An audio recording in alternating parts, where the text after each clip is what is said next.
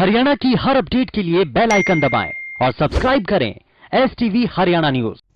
नमस्कार, आपके साथ मैं अरामिका अजय मिश्रा। आप देख रहे हैं हल्ला बोल, जिसमें एक बार फिर हाजिर हो गए हैं आपसे जुड़े हुए मुद्दे को लेकर आपको सुनने के लिए। तो हल्ला बोल में आज एक बार फिर हम किसान आंदोलन पर बात कर रहे हैं। किसान आंदोलन को लेकर जो तस्वीरें बन रही हैं, वहां पर सियासत अब पुरजोर तरीके से दिखाई देने लगी है, उभर कर सामने आने लगी है। इसी पर जुड़िए हमारे साथ, दीजिए अपनी राय। किसान आंदोलन किस दिशा में आगे बढ़ते हुए आप देख रहे हैं। दिल्ली की सीमाओं पर डटे अन्नदाता। नंबर्स ये रहे आपके टीवी स्क्रीन पर, फोन लाइन्स हमारी खुली हुई हैं। आखिर कब निकलेगा आंदोलन का हल? किसानों के मुद्दे पर कितनी गंभीर है सरकार? किसानों को लेकर सरकार का रवैया ढीला क्यों है? महापंचायत से निकलेगा महासमाधान।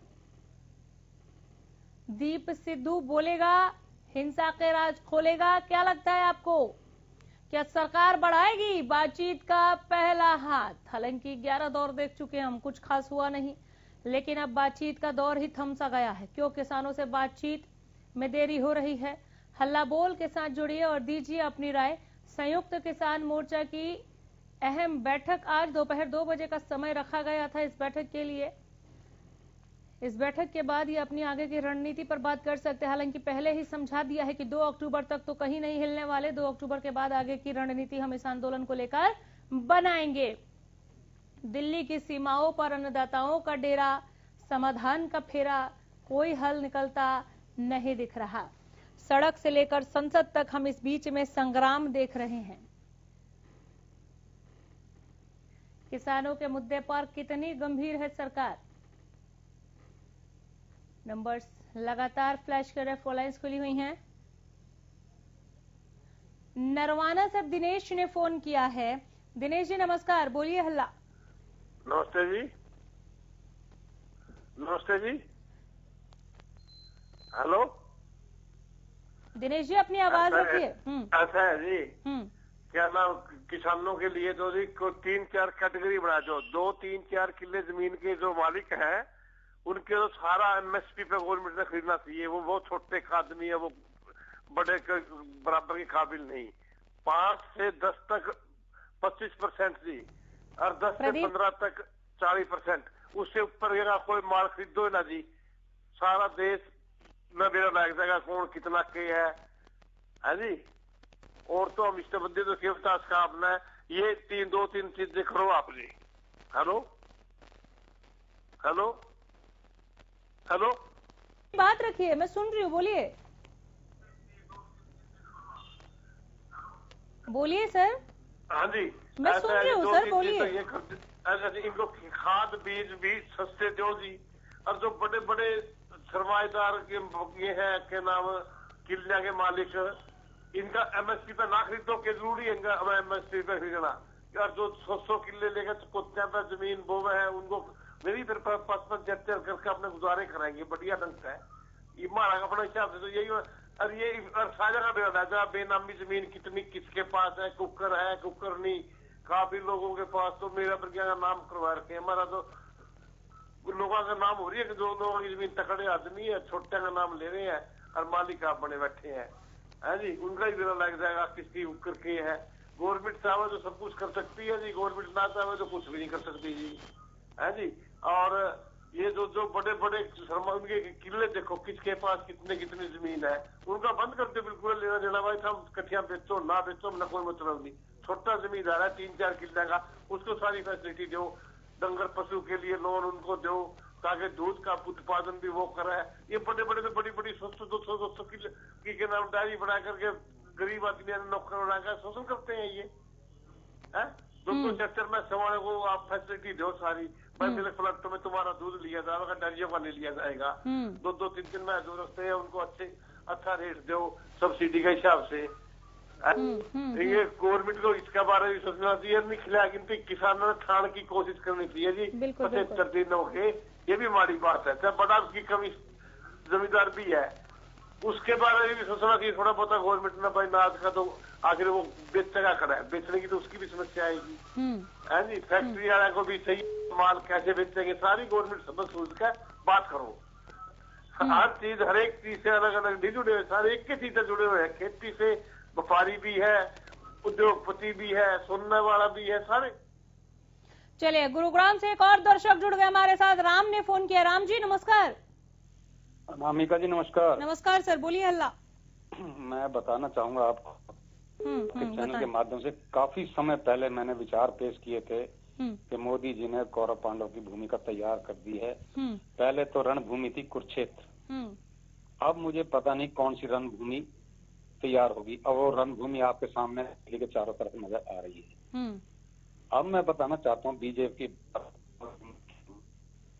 अगर किसान आंदोलन कामयाब हो रहा है तो कहते हैं ये किसान नहीं है, और दिल्ली के अंदर रैली नहीं निकाली, उसकी चक्का जाम नहीं किया तो क्या फ्लॉप हो गया।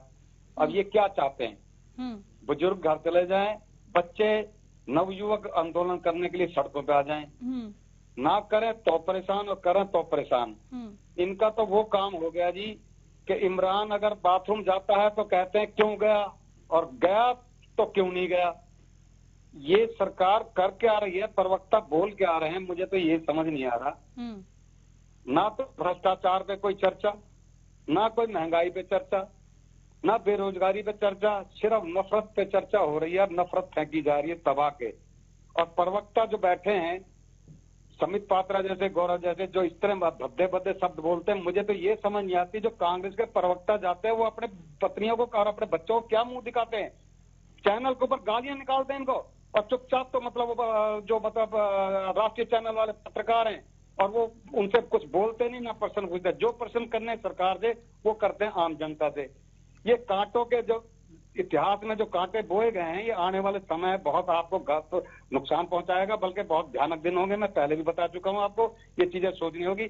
मोदी जी ने क्लियर स्पष्ट कर दिया, कानून वापस लेना नहीं, और किसान कानून लेना, अपना न्याय लेने के बैठे हुए हैं। और मैं यहाँ से बड़ी बात बताता हूँ आपको, जब महात्मा गांधी ने आंदोलन स्टार्ट किया था अनामिका जी, तो उसमें से सुभाष चंद्र और चंद्रशेखर और भगत सिंह जैसे पैदा हुए। उनके नाम पे तो ये सरकार वोट ले रही है। महात्मा गांधी को ये गद्दार बताते थे, आज महात्मा पिता बन रहे हैं। और रैलियां निकाली जाती है भगवा की, उसके ऊपर ये बोलते नहीं है।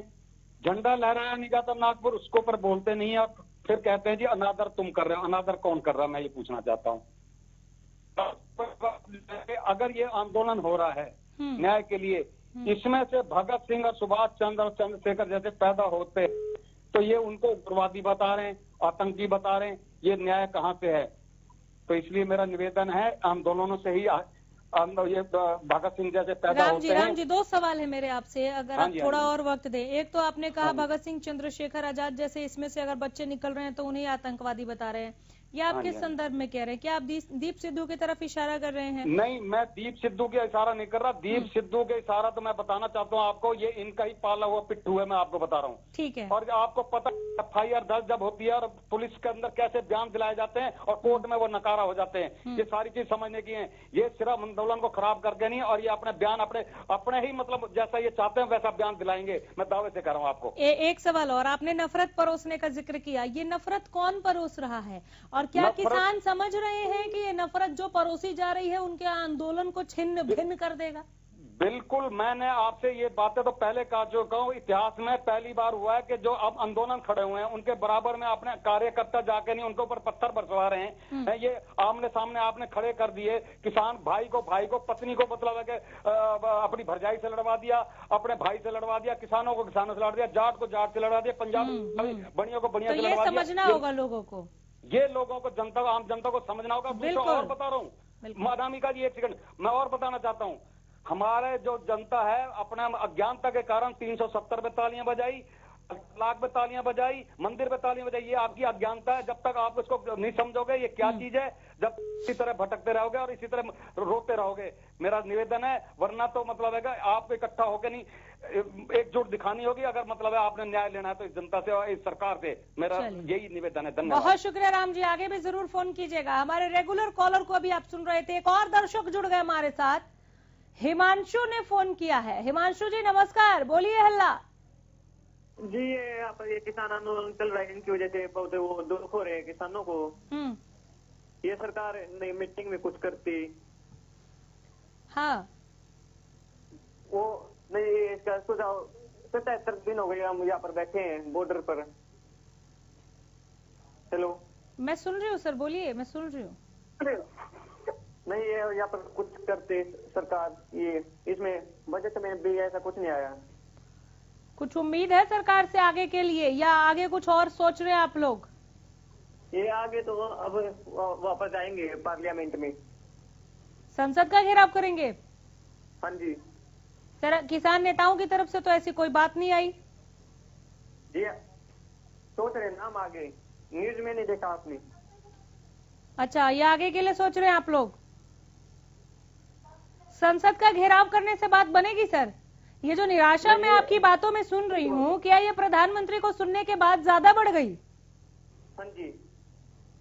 क्या निराशाजनक कहा प्रधानमंत्री ने? क्या? प्रधानमंत्री की बातों से निराशा कैसे बढ़ी सर? हाँ जी। कैसे बढ़ी सर?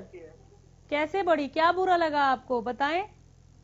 जी, प्रधानमंत्री जी ने नहीं अभी तक वो हल किया। आपने प्रधानमंत्री को सुना जब वो राज्यसभा में बोल रहे थे? नहीं जी। आंदोलन जीवी कह रहे थे परजीवी लोग हैं, किसानों को समझना चाहिए कि उनका इस्तेमाल किया जा रहा है। नहीं, वो हम सुन रहे थे उस चीज को भी। बोलिए उस पर कुछ। वो फर्जी तो नहीं है जी, ये मीटिंग कर रहे हैं इनमें। फर्जी नहीं सर, परजीवी। फर्जी नहीं कहा उन्होंने, परजीवी कहा। दूसरों पर जो डिपेंड हो जाते हैं जीने के लिए। नहीं, हम तो खुद पे डिपेंड है, हम किसी पे डिपेंड नहीं है। सर मैं समझा देती हूँ, बहुत यही खूबसूरती है हमारे देश के किसानों की, वो बहुत भोला है। मैं थोड़ा और सरल शब्दों में सर समझा देती हूँ। ये कहना चाह रहे हैं कि ये सियासी रोटियां सेकने वाले नेताओं के द्वारा स्पॉन्सर्ड किया गया आंदोलन है। यानी किसान आंदोलन कर रहा है, लेकिन किसानों के कंधे पर बंदूक विपक्ष का है। समझे आप? चले, संपर्क टूट गया। हालांकि परेशान है, बहुत दिन हो गए, कह रहे हैं कि यहाँ पर 65 दिन से उनको ज्यादा हो गया है बैठे हुए, लेकिन अभी तक सरकार सुनवाई नहीं कर रही है। मुश्किलें बहुत पेश आ रही हैं, घर बार भी लौटना है, खेत भी संभालने हैं, लेकिन सरकार है कि मानती नहीं। क्या करें? नंबर्स आपके टीवी स्क्रीन पर, फोन लाइन्स खुली हुई हैं। कुछ मिनट बचे हैं, 2-1 मिनट का कार्यक्रम, जिसमें हम चाहते हैं कि आप अपनी भागीदारी सुनिश्चित करें, जुड़े और बोले हल्ला। दिल्ली की सीमाओं पर डटे अन्नदाता, कोई समाधान नहीं मिल पा रहा। आखिर कब निकलेगा आंदोलन का हल, और कितने दिनों तक ये अन्नदाता यहाँ पर बैठे रहेंगे? किसानों के मुद्दे पर कितनी गंभीर सरकार आपको दिख रही है, उस पर भी जुड़िए। किसानों को लेकर सरकार का रवैया ढीला दिख रहा है तो भी जुड़िए। महापंचायत से निकलेगा क्या महासमाधान? इस महापंचायत ने एक नई चेन शुरू कर दी है, अब खापे जुड़ रही हैं आंदोलन के साथ। इससे महासमाधान यानी महामजबूती देख रहे हैं क्या आप समाधान की ओर आगे बढ़ते हुए? क्या सरकार बढ़ाएगी बातचीत के लिए, एक नए सिरे से बातचीत के लिए पहला हाथ?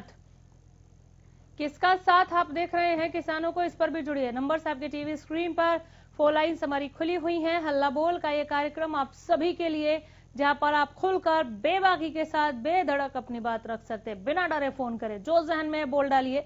नंबर्स ये रहे आपकी टीवी स्क्रीन पर, फोन लाइन्स हमारी लगातार खुली हुई हैं, आपके फोन कॉल का इंतजार है। कार्यक्रम समाप्ति की ओर फोन जरूर कीजिए, अपनी भागीदारी सुनिश्चित कीजिए। ये मंच, एक मौका आपके पास, जहां आप खुलकर अपनी बात रख सकते हैं। अन्नदाताओं के लिए बोलिए, सरकार के रवैये पर भी बोलिए, किसान नेताओं के व्यवहार पर भी बोलिए। दिल्ली की सीमाओं पर जो अन्नदाता डटे हुए हैं, उनके आंदोलन का अंत क्या दिख रहा है आपको, इस पर भी जुड़िए। महापंचायत से क्या निकलेगा महासमाधान, ये भी सवाल बड़ा है। क्या लगता है आपको, दीप सिद्धू बोलेगा, हिंसा के राज खोलेगा क्या? क्योंकि अब तो पुलिस के पास है, क्यों किसानों से बातचीत का मुद्दा नहीं सुलझा रही सरकार। हमारे साथ एक दर्शक जुड़ गए हैं सोनीपत से, मनीष ने फोन किया। मनीष जी बोलिए हल्ला। मैम, काफी दिन हो गए हैं यहाँ बॉर्डर पे, किसानों ने, सरकार भी बात नहीं मान रही। सरकार को इस कानून से क्या फायदा होगा जिससे सरकार बात नहीं मान रही? वो कह रही है कि हमारे किसानों को फायदा होगा। मैम उससे जब ये वेयर हाउस बनाने जा रहे हैं, वेयर हाउस स्टॉक हो जाएगा तो उसमें जो व्यापारी है, बड़ा व्यापारी है, वो अपने हिसाब से फिर बाद में रेट तय करेगा। इसमें किसानों को क्या फायदा? इसको तो आम जनता को भी नुकसान है मैम। तो बैठे रहेंगे आप लोग धरने पर? मैम धरने पे तो क्या करेंगे, ये तो पूरी पब्लिक की वो है ना मैम। अगर एक दुकानदार पूरे शहर के अंदर एक दुकानदार होगा तो वो अपनी मर्जी से सामान बेचेगा। बिल्कुल। अगर वहाँ 10 दुकानदार होंगे तो 10 दुकानदारों में कंपटीशन होगा, वो रेट ऑटोमेटिक डाउन होके बिकेगा। तो उसमें किसानों को तो कोई फायदा नहीं है ना मैम ये कानून लगाने से। बिल्कुल बिल्कुल, बहुत सरल शब्दों में समझाने की कोशिश की यहाँ पर मनीष ने कि इसका कोई फायदा किसानों को नहीं, इसे किसानों के हित में ना बताएं बल्कि असलियत जो है वो सामने लेकर आए। चलिए बहुत शुक्रिया मनीष, आगे भी जरूर फोन कीजिएगा। Thank you.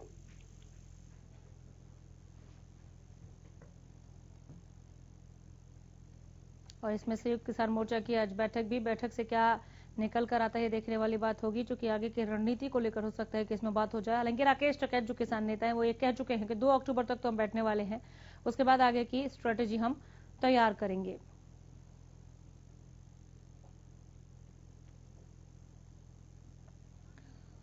अमन जुड़ गए एक दर्शक हमारे साथ। अमन जी बोलिए। हल्ला मैडम जी ये दिखा रहे हैं, ये मतलब हमारी समझ में नहीं आ रहा है कि सरकार चाहती क्या है। एक तरफ सरकार अपने आप ही खुद के लोगों को भेजकर दंगे करवाती है, उसके बाद किसानों को आतंकवादी बोलती है। कल कंगना रनौत का जो ट्वीट था, कंगना रनौत ने एक ट्वीट किया है जिसमें उन्होंने बोला था कि कोई भी किसानों का साथ नहीं ले रहा है। किस लिए है? क्योंकि ये लोग आतंकवादी हैं। किसान आतंकवादी हो गया? नहीं, इस तरह का बयान दुर्भाग्यपूर्ण है, नहीं होने चाहिए। हम अन्नदाताओं को इस तरह से नहीं बोल सकते। बहुत शुक्रिया सर जुड़े आप, मैं आपकी व्यथा को समझ सकती हूँ।